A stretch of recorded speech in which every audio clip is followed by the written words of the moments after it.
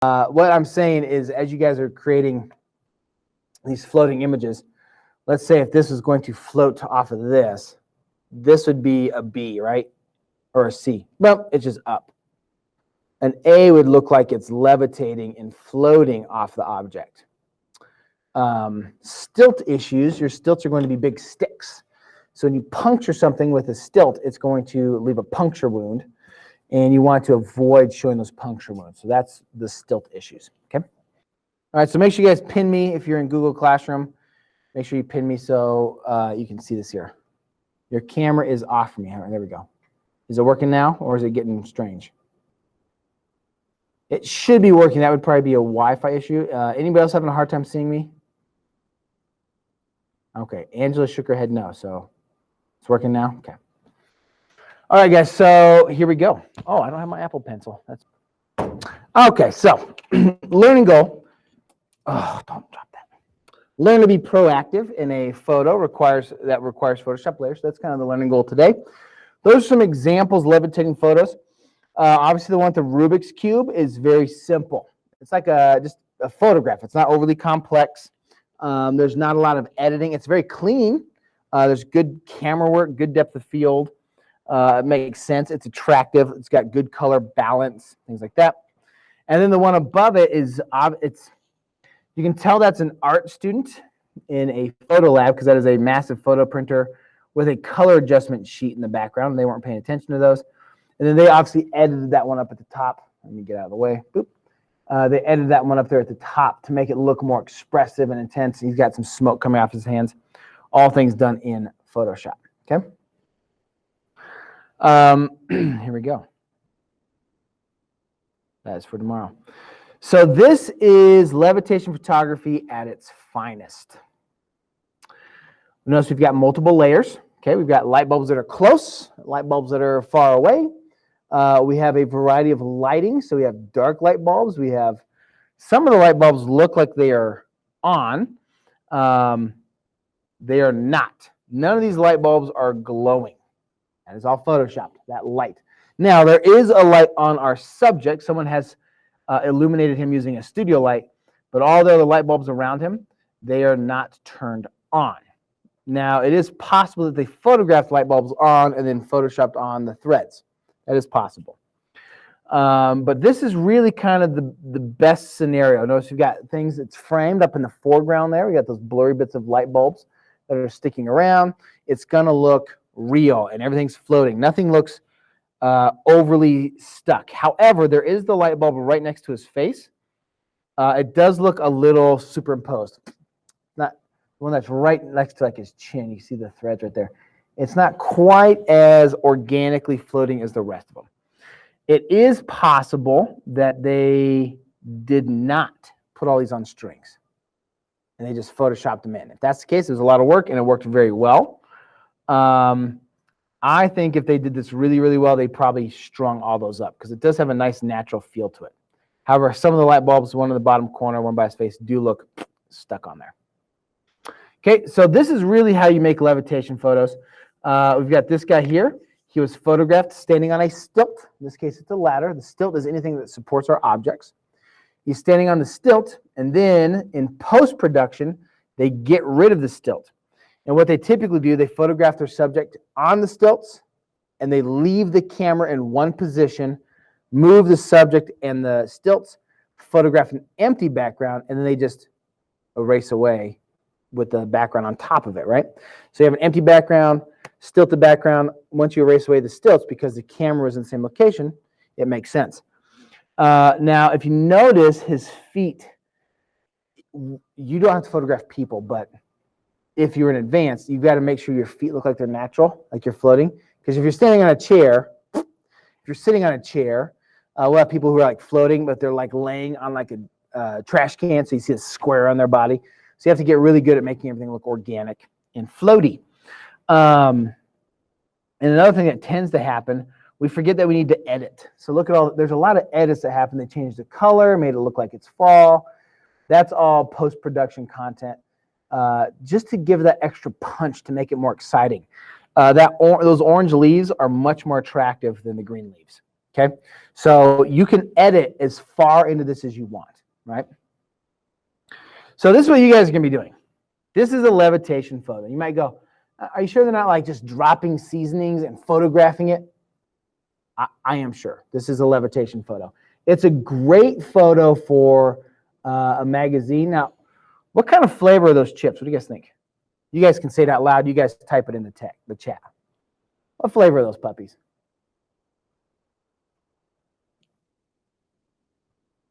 We got some basil, right? Those are little, I think those are little basil leaves. What else we have?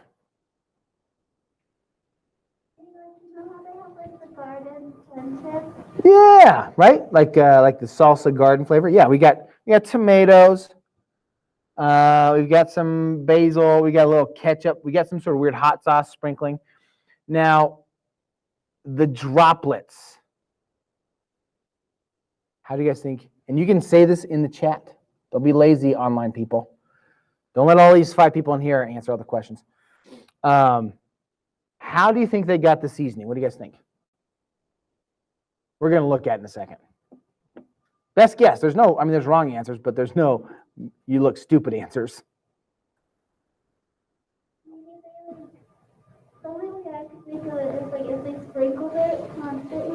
That would make sense to me. Like, I don't know how you would levitate seasoning. So my guess is they threw it of some sorts. Now, if you look closely, we've got, there's like drops of sauce.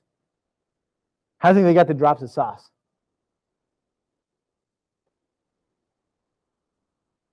More squirting, like this. They got a photographer.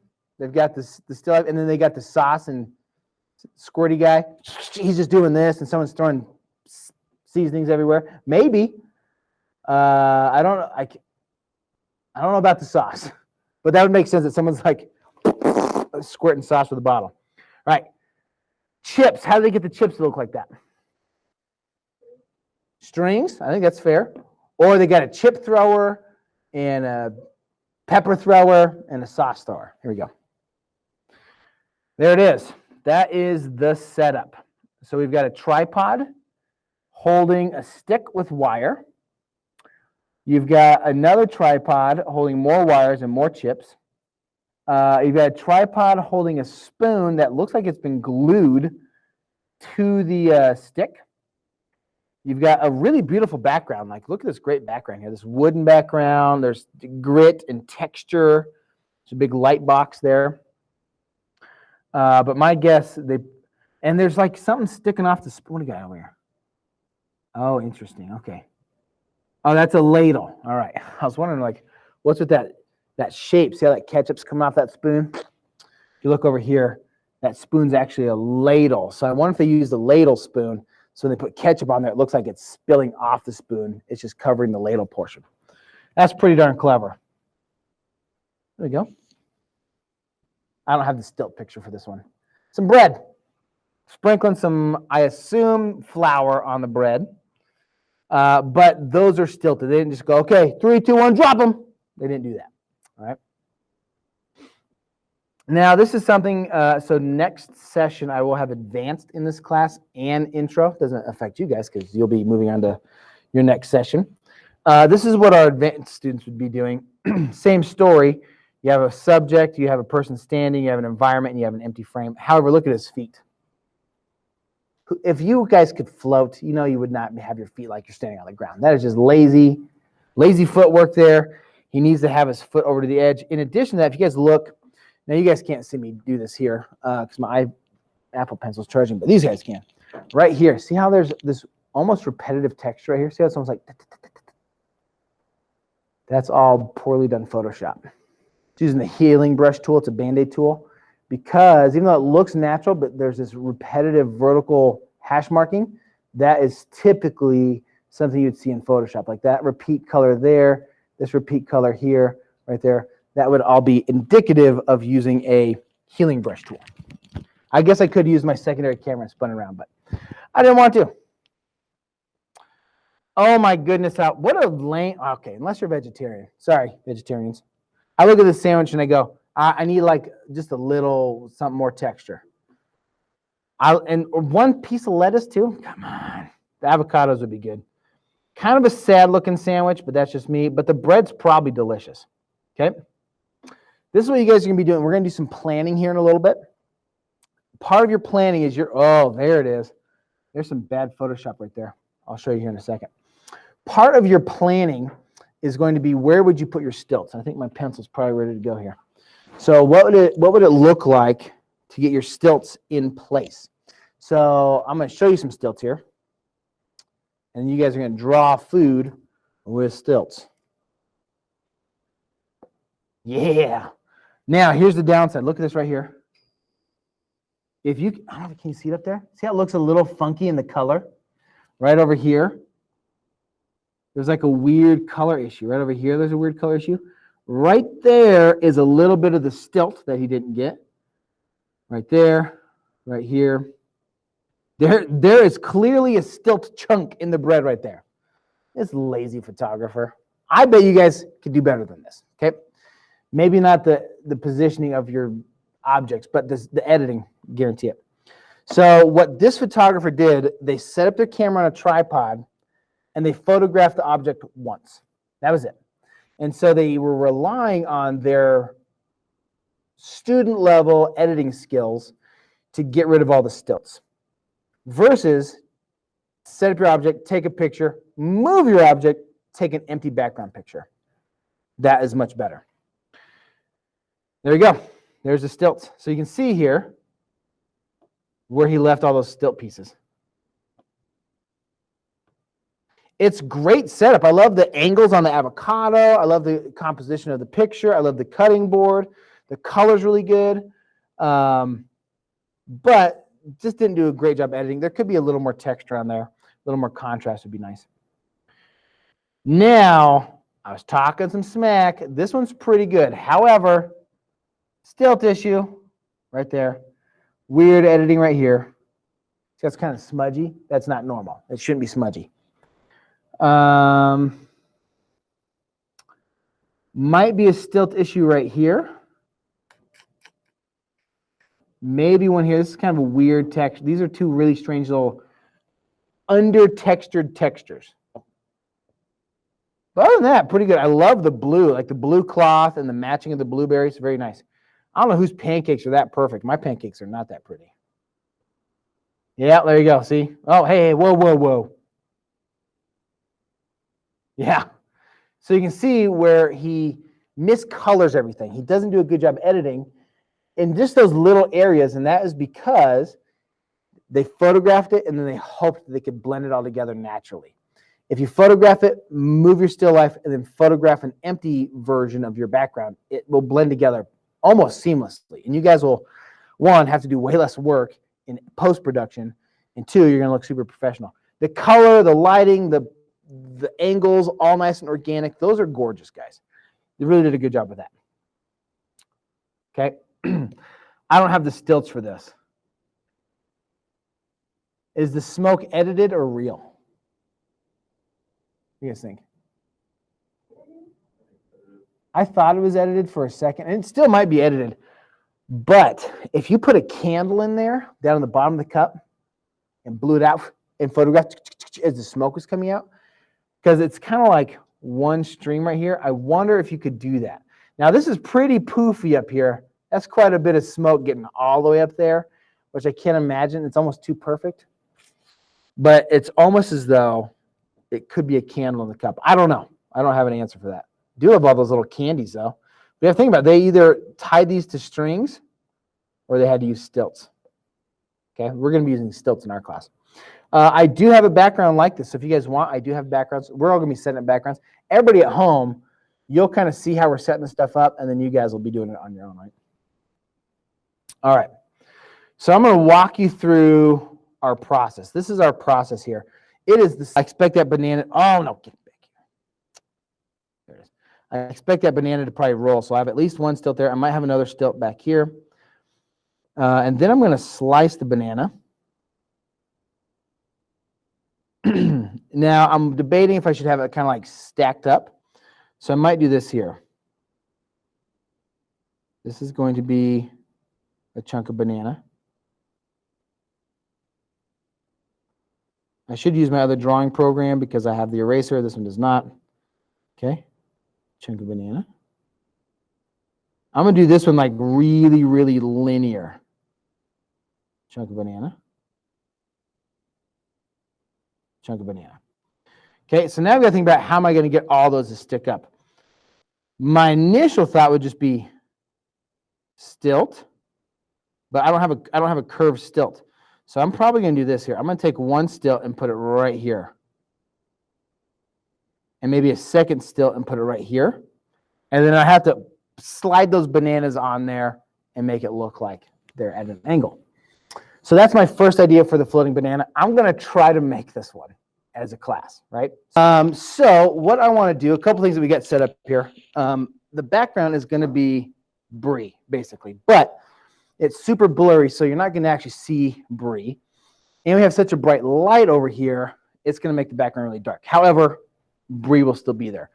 Where that gets tricky is if she moves, and when I'm doing my editing, it's going to be like, oh, she might have like a split head or something like that. Something I could do over here in the closet, and this is for you guys who are in class here. You guys can literally, if you want to set up your table over here and have a drop cloth, we can do that. Okay. I also have, this is my backdrop closet. I've got fake wood backdrops, other wood backdrops. I've got a map backdrop.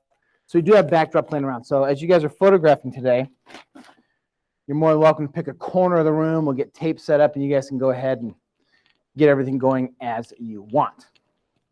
Okay. So for this quick demo, I've got my camera set up here. It's just the Canon still shot. We're gonna underexpose it a little bit with a narrow depth of field.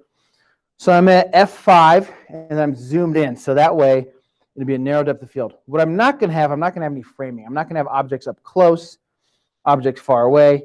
It's not gonna quite be as good as I want.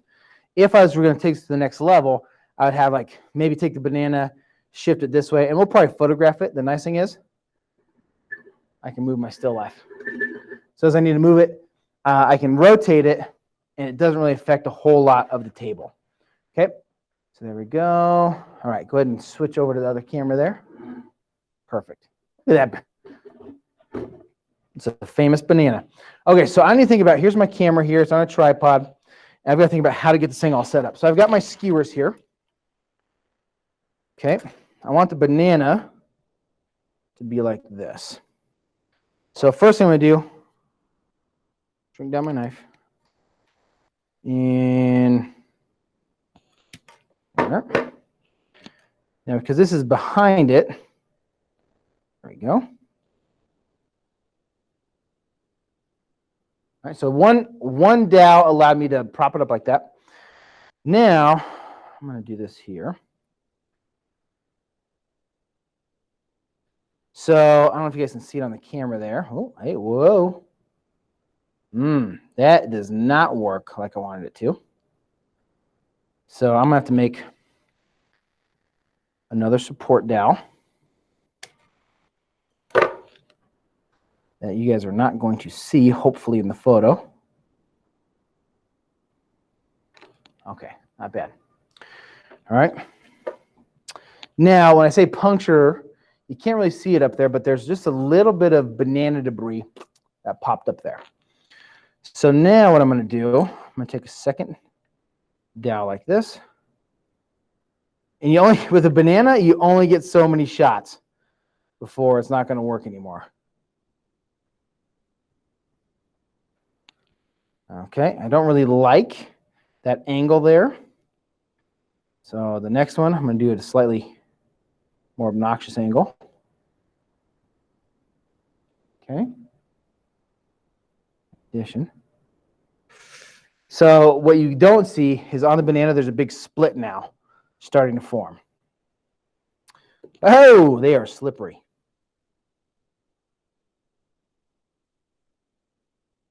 Don't move too much there, little banana fella. Okay. Another banana. So now I had a feeling this is going to start getting real heavy. So what I'm going to have to do. Oh, no! No! Okay. Banana problems. We're going to shove that right through there. Not at all what I was hoping for at the moment. It is falling apart. Now we've got a split in the banana right there. So I'm going to rotate this just a little bit.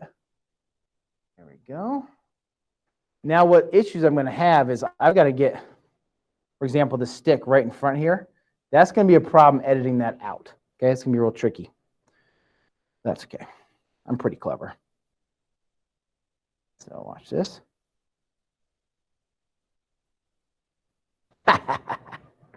Gotcha. So this little tiny piece, oh my gosh. Now a toothpick would have really been helpful right here, for sure. Okay, so there is my banana composition. It's not like what I wanted, and my hands are sticky, so I'm gonna go wash those off real quick. Before I start touching the camera,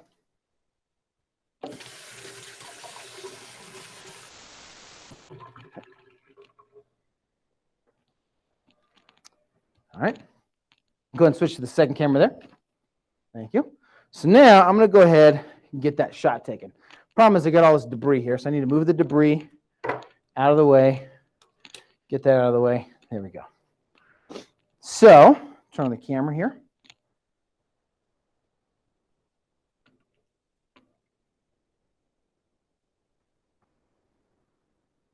Again, the background, I'm not a huge fan right now. Not because Bree's in it, just because it's a classroom. And I think a classroom says, oh, look, it's an assignment. And I don't want to look like an assignment. There we go. So I could easily just get some white paper and put it back there, but I'm not going to. Okay, the white balance is really bad. So I'm going to change the white balance here. Oh, that's worse. There we go.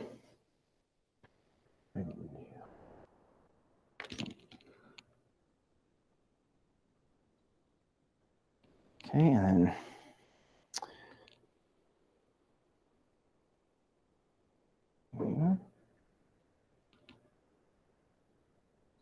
no. So I'm trying to make sure I'm actually focused on the banana.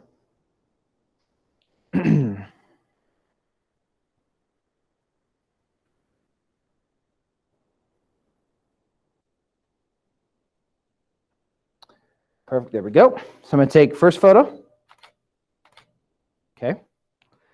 Then I'm going to move the banana stilts. Okay, just out of the way. There you go. But I don't know if you guys saw it, it refocused. So that's a problem.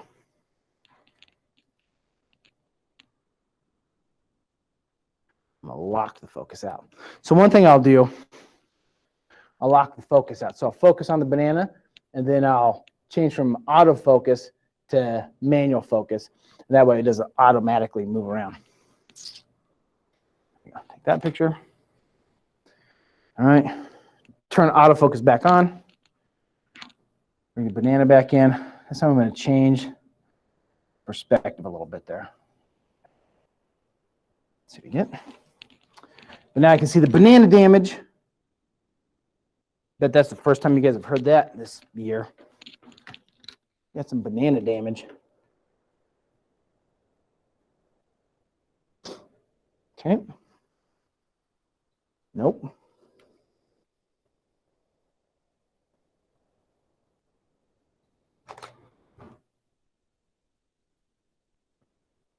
Okay, the yellow is definitely messing with the camera a bit. Yeah. So now I'm going to turn off the overhead lights.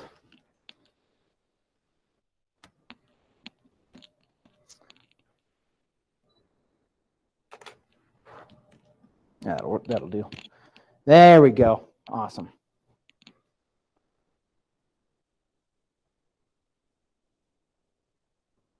And it's one floaty banana.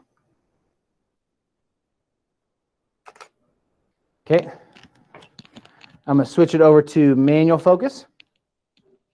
Move the banana. Get the same photo. There we go. Okay.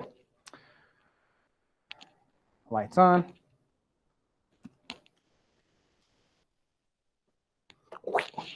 So, people at home, make sense?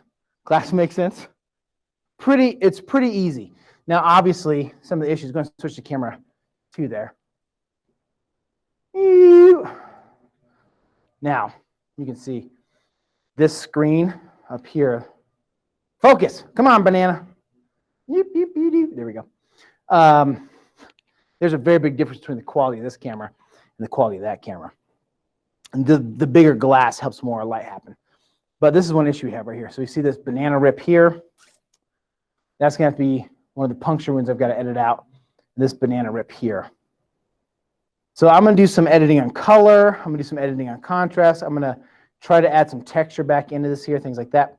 But that is how you do it. So there you go. Go ahead and switch back to that one. Perfect, guys. So we're going to take a break. You guys take a break. And we'll see you back here in 10 minutes. All righty. Thank you very much. All right, guys, we'll pack up. I'm going to take a picture with this one real quick.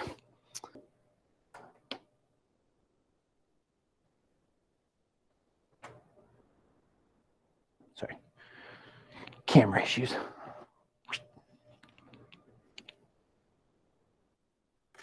There we go. All right. Now let's go take a break outside.